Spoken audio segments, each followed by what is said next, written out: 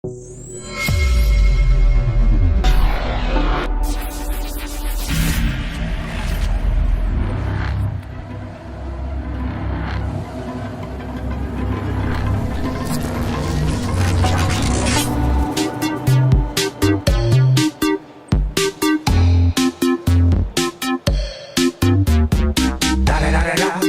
the one and only Deagle Double G. Snoop Dogg. You know I'm mobbing with the D.R.E. Yeah. You know the West Coast is back for all you suckers. So put something in there. Put it in there. Yeah. Suck, Snoop. Top dog, bite them all. Yeah, I'm burning it up. DPGC, you should be turning it up. CPT, LBC, yeah, we hooking back up. And when they bang this in the club, baby, you got to get up. Cause homies look. Okay, that was Snoop Dogg remix with the Kahoot theme song. If you don't know what Kahoot is, I'll just give you a brief intro so you understand what I'm talking about. So Kahoot is a game-based learning platform.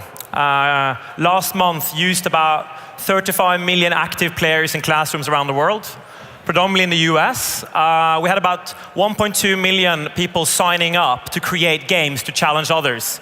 A game looks a little bit like this. It's a quiz show where you can ask any questions about anything. But what I want to talk about today is growing up and staying true. So we launched the platform in 2013. And our mission is to make learning awesome.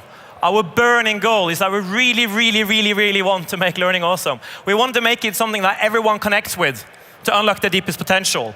And we really think that combining the world of gaming with the world of learning, you get something unique. And I'll show you why. The other part of it I want to show about growing up and staying true is as you're growing, you're getting user mass. As you're growing up, you're getting attention from investors. As you're growing up and people are asking things of you, you really have to ask yourself, why did I get into this in the first place? Why are we doing this? It's so many temptations when you're creating something that a lot of people are using. And of course, the ever question about revenue. And Kahoot now, of course, is going into a stage where revenue is becoming something we want to do. So what does it mean to grow up and stay true? So I'm going to talk this from my point of view as an entrepreneur. So now you know, we have made a platform that's about making learning awesome. How does that look for a student? It looks like this. Solve an equation and having an epic win. Expressing a huge satisfaction of doing something together with others. Being seen by others. So, in the world of the internet, Kahoot is king. Now, why is Kahoot king with young people? I wanted to do an experiment with this presentation I haven't done before. Every slide on this presentation is actually made out of content made by our users. Because Kahoot is a platform where our users are making all the content. And something happens when you make something and you put it on the internet. You no longer own it. All of a sudden, when we made Kahoot and made it publicly available, our users took control of it. As you can see, our theme song is being remixed with Snoop Dogg. Our imagery, our assets are being remixed and repurposed. And we become a meme. And Kahoot's become a meme because we become ingrained in the student's life. And why have we? Well, it's because you can make a trivia game on any topic. We as a company do not care what you're learning. We really care about how you're learning. And one of those signs is students posting up images like this. When the teacher says yes to a Kahoot, they get excited. The fact that they know Kahoot is being launched, they get excited. And of course, they'll do some other commercial for us, which is of course not so PC. If you're from America, you know that Clorox is a cleaning detergent. And of course, for us, we could never publish this ourselves, but the fact that users are doing it, it gives us this cultural relevance. That's really awesome for us. And for me as a founder with my founding team, of course, knowing that students are doing this with the content makes us culturally relevant and makes us true to our cause. They're actually creating content around our product and the act of learning. So then we get to this. Kahoot is also something else. It's a learning platform. The teachers are using it for formative assessment. They're doing it to introduce material. They're guiding you through the session. But the students participating in the game show, in the class, learning, is also doing what we call back channel. They're also using the product for different things. So for example, in the good old world, maybe when I grew up, I would send a text message. Hey, what's up, girl? Now the cool thing is to send a PIN code for the game to the girl you like. because it's a cool thing for them to join in the game even though they're not in the class. So all of a sudden, we're part of their communication language. And that's super important for us, to know that we're staying relevant within our audience. But it has a downside or an upside. And something we're discussing is, okay, the students are abusing the Kahoot nicknames. And what is a Kahoot nickname? When you're logging into Kahoot, when you're taking part in a game of Kahoot, you're putting your nickname in front of the screen of the whole class, and you can put in whatever you want. And that's something unique. You don't have to call yourself Johan, you can call yourself Sheepman.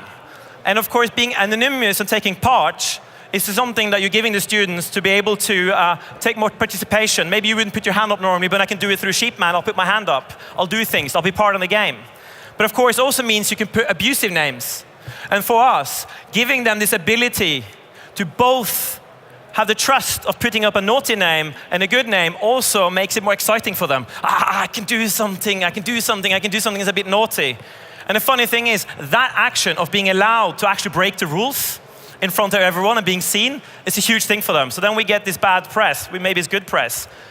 But then we get to the really interesting stuff that we're monitoring is the Snapchats, for example. Where they're taking the assets of Kahoot, the stuff that gets ingrained in their mind by playing the games in the classroom again and again, and they're remixing it. They're playing with it. It's becoming something defining their culture because it happens every day in every classroom throughout America and the world. So what is that? Well, this is a game of Kahoot when students are leading a game of Kahoot. So here they've created a game, and in groups, they're challenging each other. And what's so interesting about doing this, allowing them to play together, but also creating challenges for others, is they're doing something very natural to them. Playing.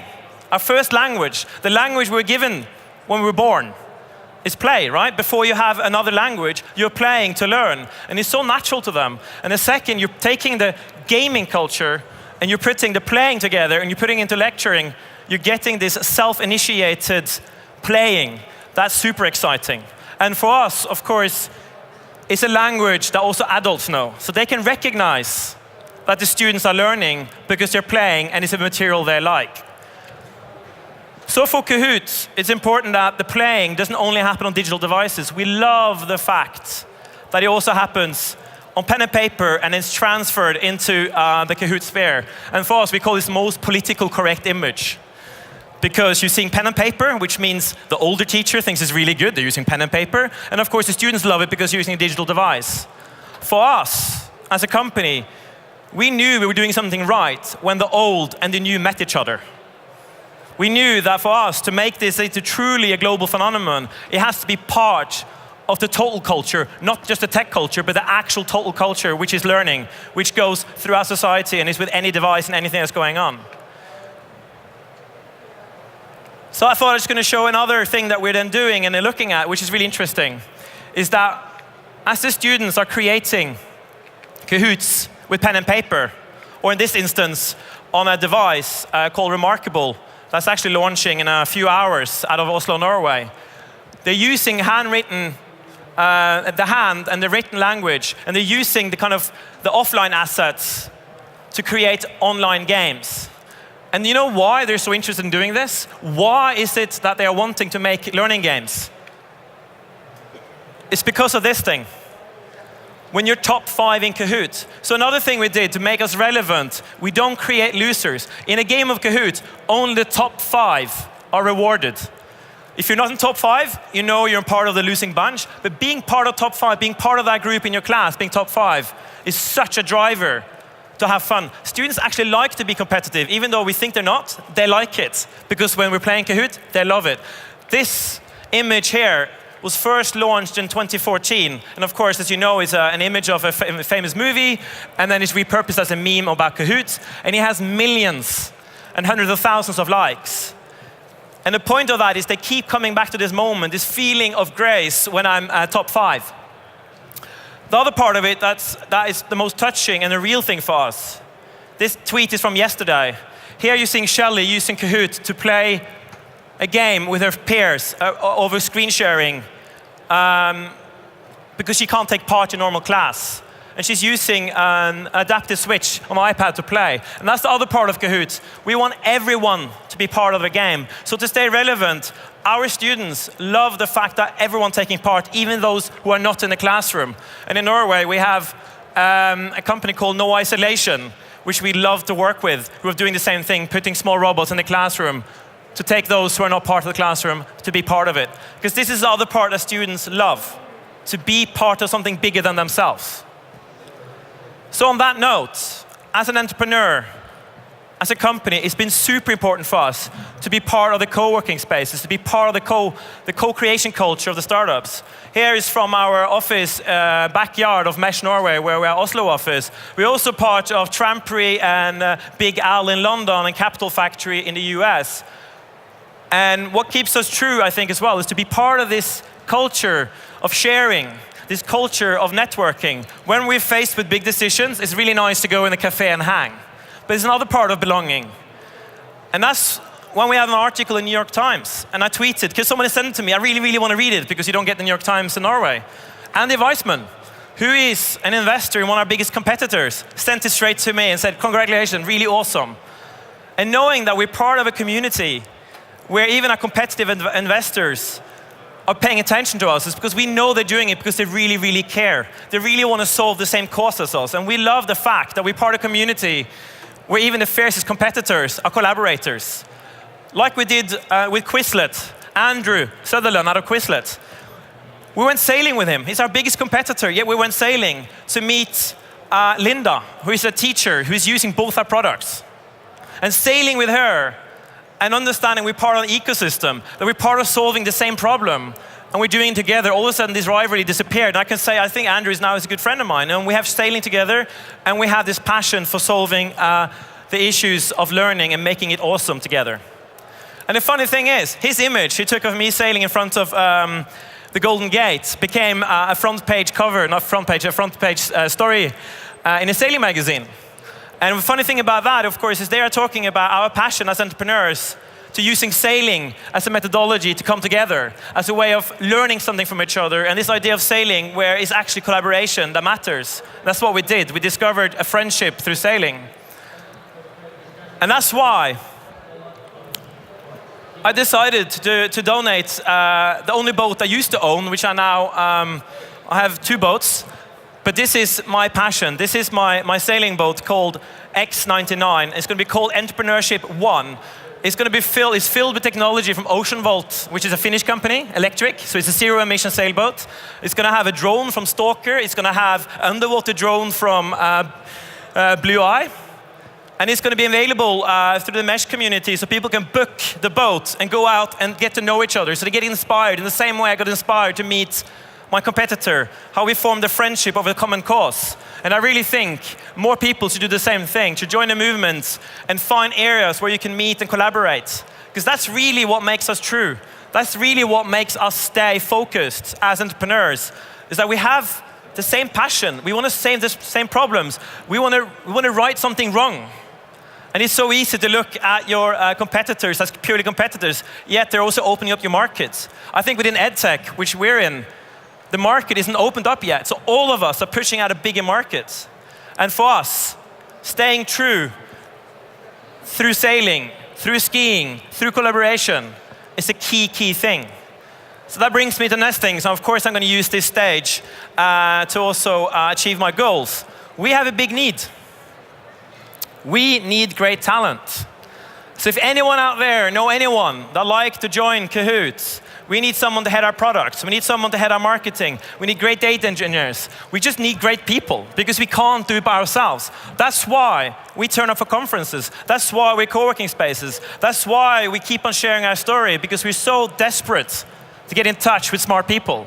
And also, I think those who join a company, who sees our original mission and what we're doing, they're the ones who are keeping us true. When we go astray, they tell us why they joined. When we're getting fascinated by something off there, they're going, well, when I joined because you said you're going to do this. Make sure we're still doing this. So I think the whole idea of staying true is really to listen to those who bought into what you're doing. And those who decide to dedicate their life to work with you, they're probably those who are most dedicated and those who will keep you true the most. So please, Join the Kahoot moment. Please join us, tell us, use Kahoot, have fun, make learning awesome, and then spread the message, and maybe you can be one of our talents that are joining the team or one of your friends. Thank you.